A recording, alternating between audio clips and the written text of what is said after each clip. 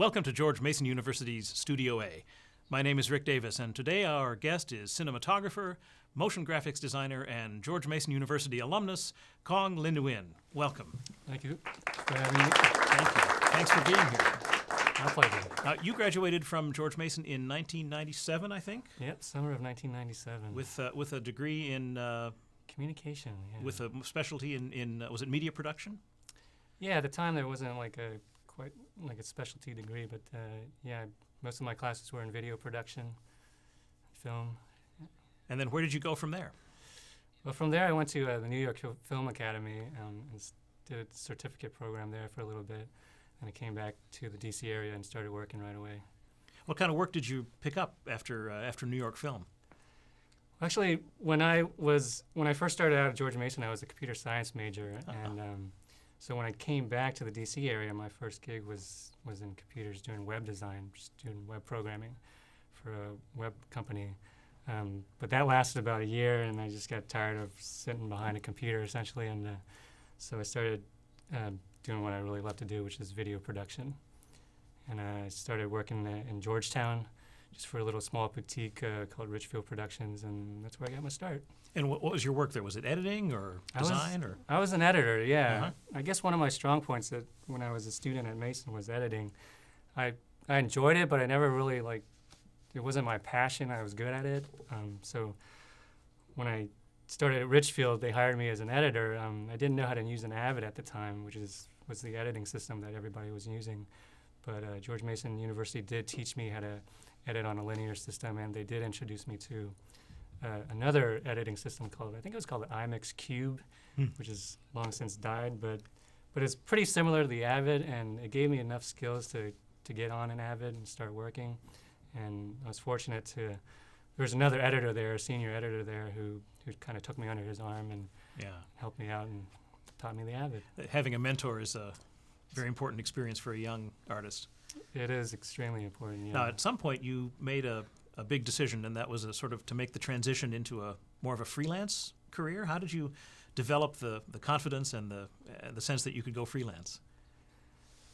Well, it's over the years, I've always had a bit of a rebellious, kind of cocky, wrong attitude with work. And the first job in Georgetown, it went well. It lasted about a year, but I decided to move on, and then I worked for another organization that lasted a good 6 years. So, guess I was learning. Yeah, it was a really long run. So, I was learning not to be as just be more polite towards my workers, I guess. And so I started working, and after the 6 years with that company, which was for a public government sector job. I don't want to say the name because I don't want to embarrass them. But and I decided to go into D.C. and work in the private sector, just working for a lot of corporate, a lot of corporate clients, and I really liked it there, and I started getting comfortable with myself and just not being a little punk anymore, and just learning to appreciate the people that I worked with, and learning from my bosses, and just growing from a business point of view as well as a personal point of view.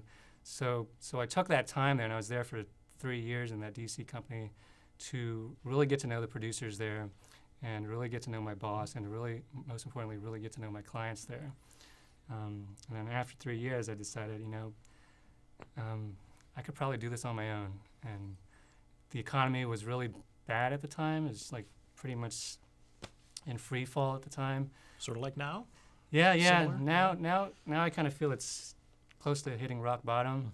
But at the time about a year ago, I started out, you really knew the economy was in for a world of hurt. And my boss told me that it probably wasn't the best idea, that I should wait.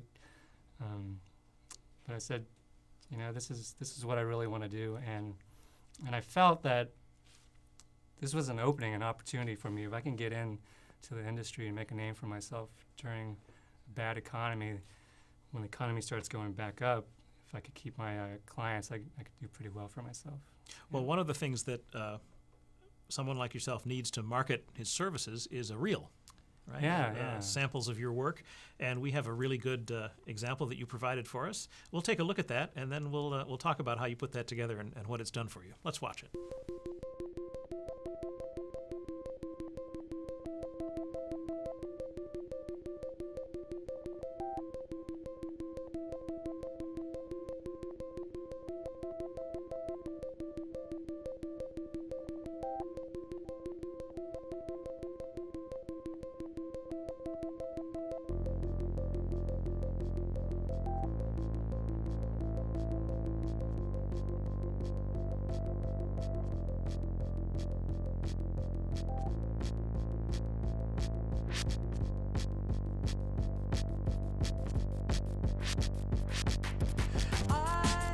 I'm thinking it's a sign that the freckles in our eyes are mirror images, and when we kiss they're perfectly aligned. I have to speculate that God himself did make us into corresponding shapes like puzzle pieces from the clay. True, it may seem like a stretch, but it's thoughts like this that catch my troubled head when you're away, when I am missing you to death.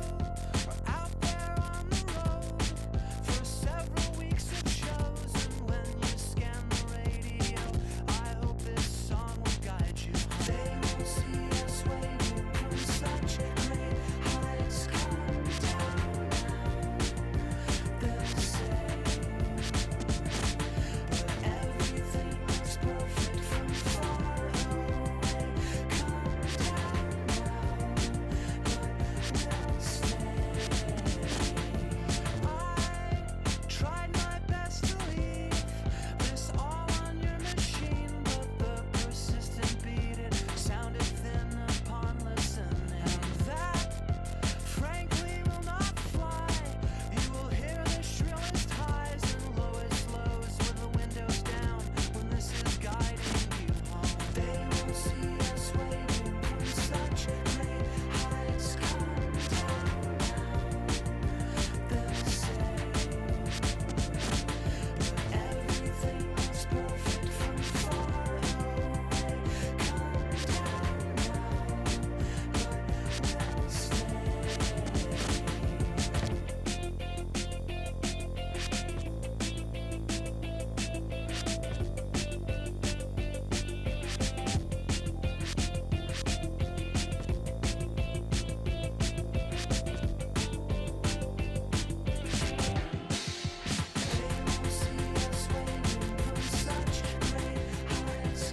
Come down now, but they'll stay.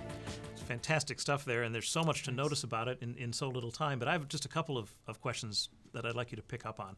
One is the variety of clients that are represented there, from huge corporations to nonprofits to educational institutions, and what that says about your business.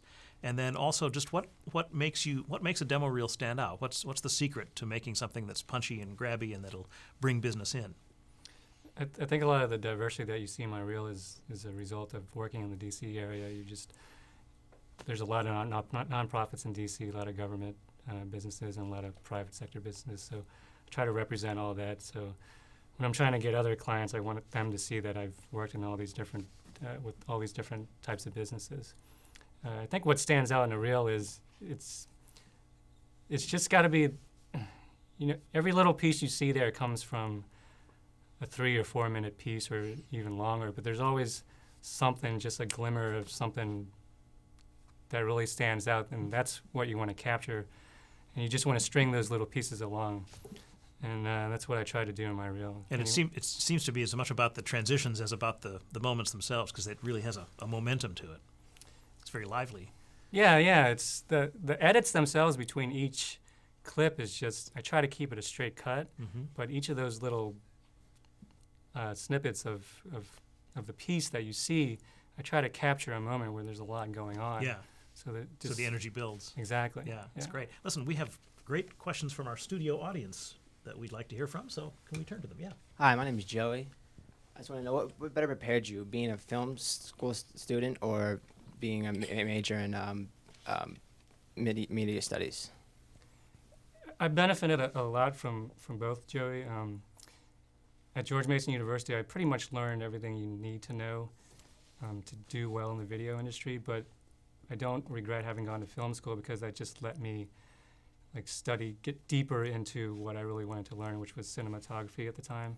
And I got to meet a lot of students from all over the world, and I guess you can get that here too. But in New York, there's a lot of international students. I benefited from that. Great. Anybody else have a question? Yeah. Hi, my name is Buffy. I wanted to know, where is the best place to be to work in visual effects, motion graphics, and video production? Los Angeles is still pretty much the place to be. So is New York. It's changing because of, Los Angeles was the place to be for years and years because of the location. That's where all the facilities were. It's kind of changing now because you can pretty much do everything from home, but LA still, and probably will be for a while, still be where you want to be. New York, San Francisco, Chicago, London are also big cities to work in. Great. Anybody else? Yeah. My name's Derek. What director or cinematographer has most influenced your work? Yeah. That's a good one. I would say probably Christopher Doyle. He belongs to the Hong Kong Society of Cinematographers, but he works a lot with Wong Kar-wai, and he's starting to branch out a little bit more into more mainstream American movies. Christopher Doyle, Janis Kaminsky works a lot with Steven Spielberg. So just off the top of my head, there's so many, but just off the top of my head, those are two of my favorites. And cinematographers don't sometimes get a lot of credit in the sort of the public eye, so it's more of an insider's profession in some ways. Yeah, definitely you don't see them on those late night, those talk shows. Right. Or whatever, so, Right. Yeah. Nobody's following them around with a camera. You were born in Vietnam, Mm-hmm. and you came to this country as a young person. And then I think you recently went back, or 2002, you went back to your home country and shot some beautiful footage. Tell us a little bit about that trip, and then we'll take a look at some of that footage. Yeah, it was 2002 or 2003, and I hadn't been back. I left Vietnam when I was about 4 years old, and I haven't seen it since. So I really don't have any memories of it. So it was a personal experience for me. So I went back, and I stayed there for a month, and I brought my camera out, and also a friend of mine went with me, and we were both just shooting constantly wherever we went, and it was just beautiful. There's something about the light. I don't know if it's like being in that certain latitude or that part of the world, but the colors in Vietnam, and I've heard the same thing about certain countries in South America, the colors there are just so vibrant that you don't see here. And so everything I was seeing, even if it was just dirt, I was like, wow, look at the color in that dirt, snapping pictures of it, and the trees were so green, and the water. Let's take a look, because there's some beautiful. You put together a trailer of this experience for us, and it's really beautiful. Let's watch.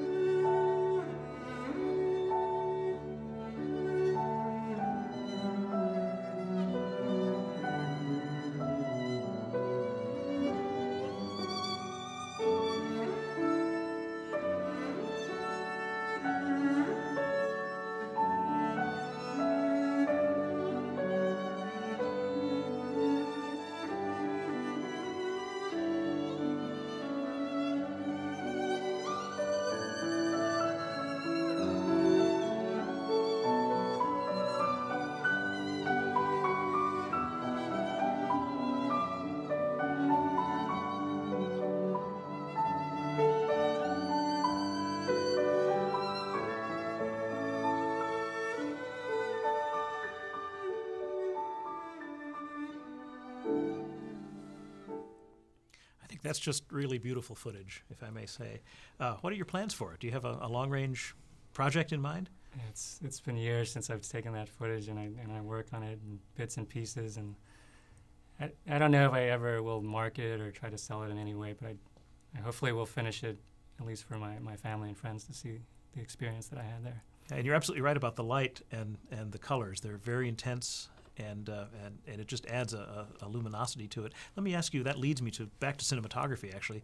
You obviously have a photographer's eye, cinematographer's eye. How did you develop it, or was it just something that came to you? I don't know how I developed it. I've been told I have a good eye, and I don't know. I guess I just see, like, everything I see is like I see something beautiful there. I mean, there's always something to capture on camera. I don't know how you can't capture something nice. What's the relationship for you between still photography and motion? Is it the same sort of framing? Is it the same eye, or do you have to think differently when you're shooting video? There are similarities, but there are glaring differences too. With photography, it's more of capturing the moment, at least if you're doing documentary or photojournalism photography. And you basically have one frame to tell your entire story, whereas with motion pictures, you have an entire movie or whatever to tell the story. So you got to keep that in mind. Do you think still photography is a good way to train the eye for film? It is. It's a good way to help with your composition, definitely, and lighting ratios and such. But it's not. There's skills that you need to do well in either one, and they don't always transfer.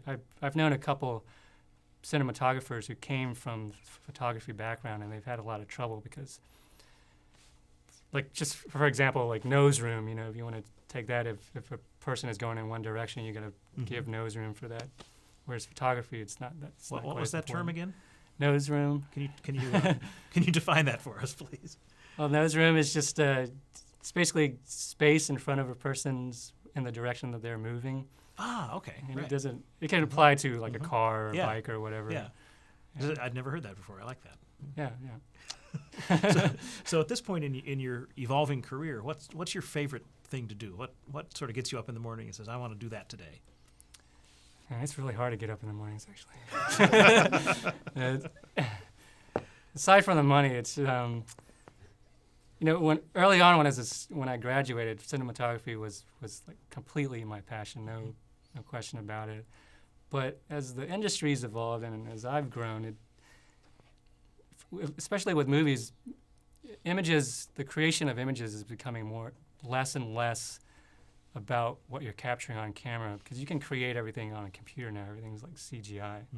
So that's where my career is sort of heading. I'm trying to keep pace with that. Both are about creating images, but you have different tools. And right now, my focus is on the computer as a tool. So that's the motion graphics piece. How did that get started for you? Another example of me being young and cocky, where I was in this job and I was hired as a producer, and a couple of months into it, my boss asked me, she tells me to make a logo for the company, and I'm like,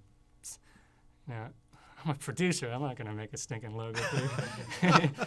And I realized I was just getting mad because I didn't know how to make a logo. So I didn't know how to do it. I just didn't accept it. And then, so I just, I've had quite a bit of art, like formal art training in terms of painting and such. But I didn't know how to use Photoshop and Illustrator and all the other computer tools that you need to be a computer graphic artist. So I just spent the time and taught myself that. So you taught yourself how to do graphic design, and then out of that came the motion graphics. There's kind of a big jump between designing a logo and doing stuff that moves, right?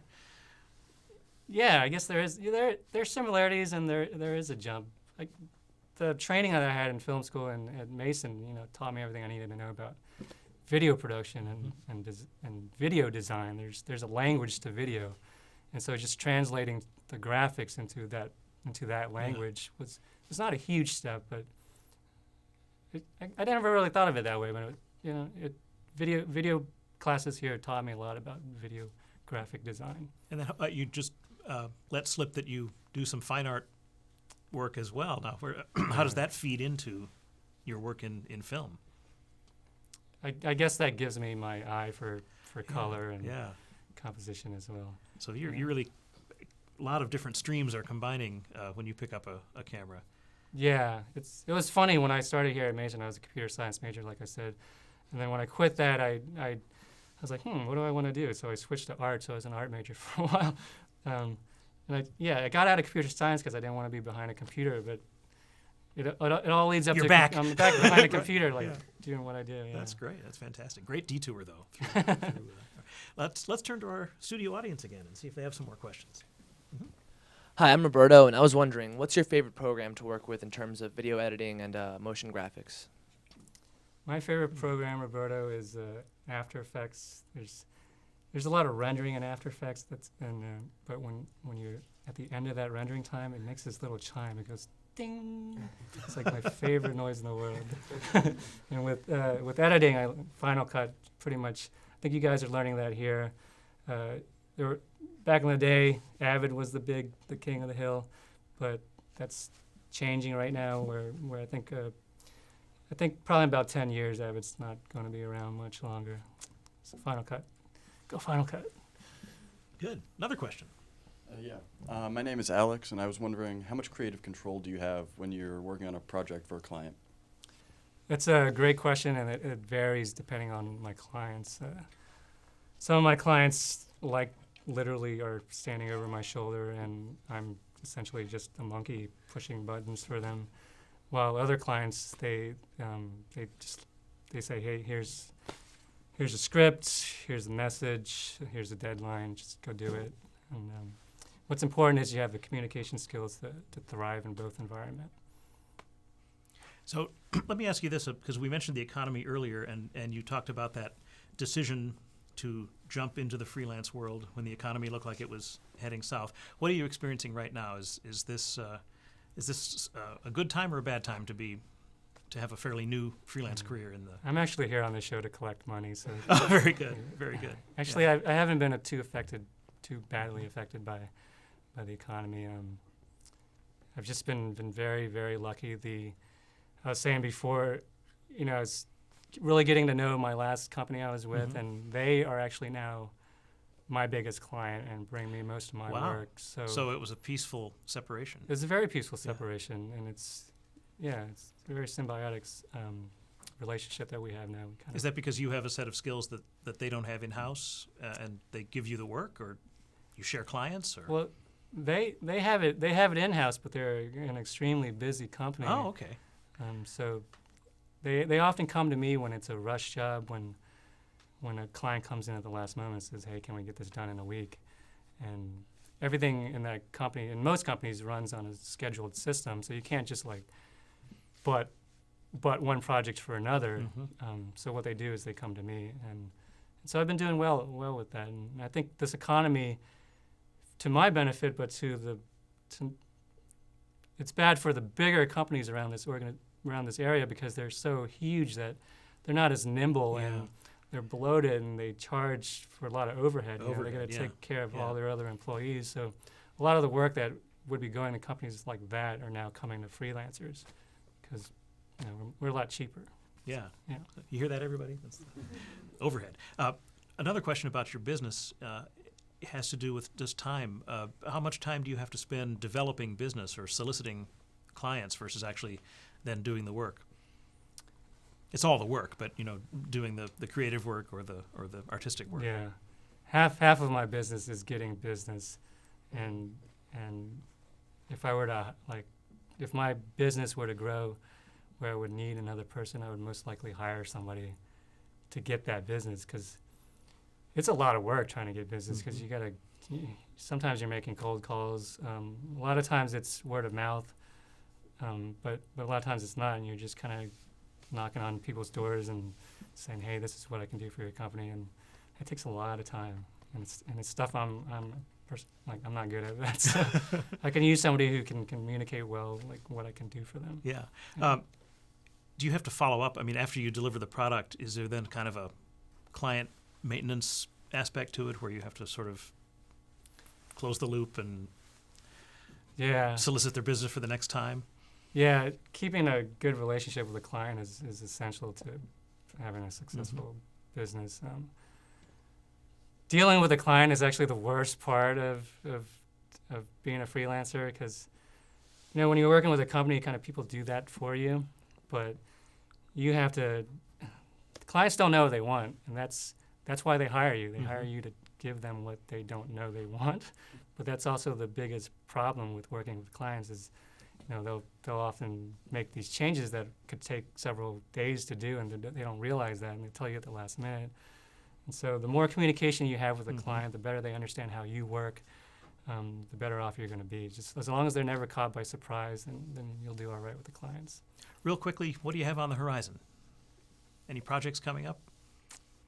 Yeah. I try not to talk too much in detail about projects that I've got going on because I've kind of jinxed myself in the past doing that. Yeah. But signed a pretty good contract with the company. Will go unnamed, but Okay, that's vague enough. yeah. Thank you, Cuong. This was great. Thanks for coming in. Thank you, Rick. It's terrific. My This pleasure. has been Studio A. Thanks for watching.